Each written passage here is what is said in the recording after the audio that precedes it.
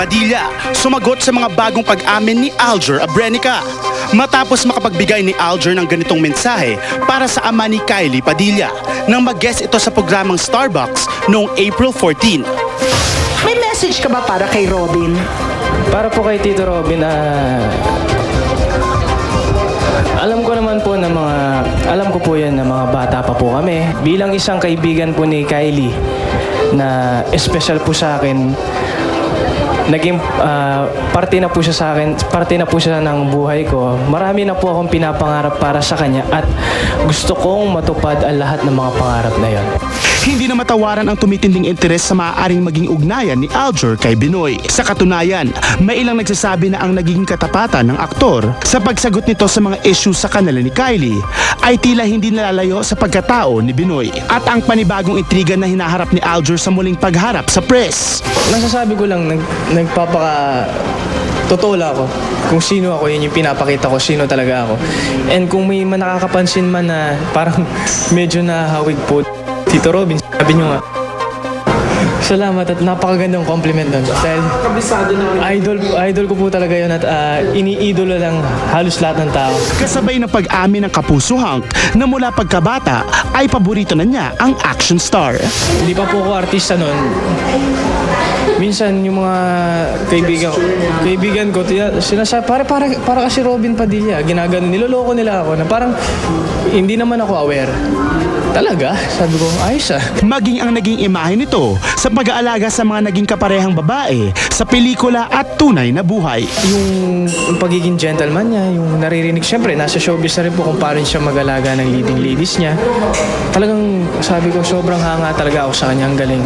Kaya naman, hindi nalalayo sa isip ngayon ni Alger na sana ay makasama ang idolo sa isang proyekto. Noon pa man po, gusto ko na po talagang makatrabaho si Tito Robin. Oo naman. Isang malaking karangalan yun na i-direct ka ni Tito Robin. Kagabi, pinarating ng Showbiz Central kay Binoy ang mga bagong revelasyon. Mula sa pangarap ng umiidolo sa kanya na makatrabaho siya. Aba, isang malaking karangalan. Maraming salamat kay Alger at magdadasal na sana mangyari yun. Mangyari. Aba, artista yan. At ang pangarap ng lahat ng direktor, mai-direct ang lahat ng artista. Kung magkaroon ng pagkakataon na kukunin ako ng GMA ba't hindi? Isang karangalan. Ang mai-direct. Hanggang sa paghanga sa paggalang nito sa mga kababaihang nakasama, mapaharap o likod ng kamera. Ay, ako rin naman. At nilirespeto ko rin. Lahat ng artista, lahat ng humahanga sa mga anak ko, nilirespeto natin. Alright mga kapuso, at this point, I would like to thank Ton Lau, Joan Quintas, Bello Medical Group, and Dr. Vivian Sarabia for my contact lenses. At sa mga kapusong fashionista, get a piece of your idol's glamorous collection of personal items. Tulad na lang po ng Gucci jacket na dinonate ko for this cause. Alam ko, parang in-auction na siya, diba, last week. So, ewan ko kung nabenta na. Pero punta na po kayo sa Summer Heatwave Bazaar. Ongoing pa rin po yan today at the World Trade Center until 9 p.m.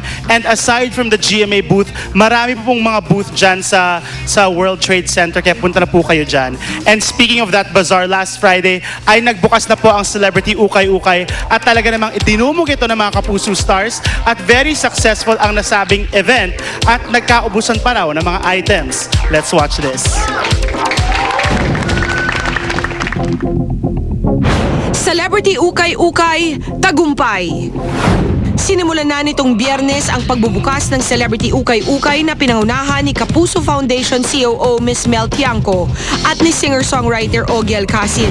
Unang araw pa lamang ay dinumog na ng mga tao ang Heatwave Summer Bazaar kung saan matatagpuan ang Celebrity Ukay-Ukay. Dami ng tao. So I'd like to say thank you very much. No, sa lahat ng tao na pupunta dito, took the effort, no, to join us on this opening. Inaasahan ko nga, sapagkat opening pa lang, sabi ko hindi pa masyadong maraming tao. Punong-puno na ng tao. So maraming salamat sa inyo lahat. Thank you so much. Kami pong mag-asawa ay sobrang tuwan-tuwa. Sa dami ng taong nagpunta dito ngayong umaga, hindi po namin inakala na ang daming naging excited At the same time kami humihingi po ng paumanhin dun sa mga medyo naubusan ng items. At ang mga kapusong nakigulo sa first day pa lang ng bazaar, hindi magkamayaw sa kung anong gamit ang kanilang bibilhin. Ogie Alcacid. Mga ilan po yung nabili nyo para sa No, I'm just going to choose for siguro 2 or 3, ganon. para sa loving husband? Yeah, ano sa tingin mo maganda? Yan po, ano po yung hawak niyo? Kay Chris Aquino.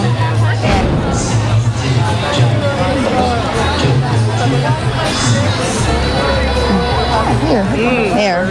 Kanino yung gown na yan? Kay Regine Velasquez. Karamihan po sa napili ko kay Mr. Ogie Alcacid. Sa halagang 350. Marami pang mura itong mga t-shirt.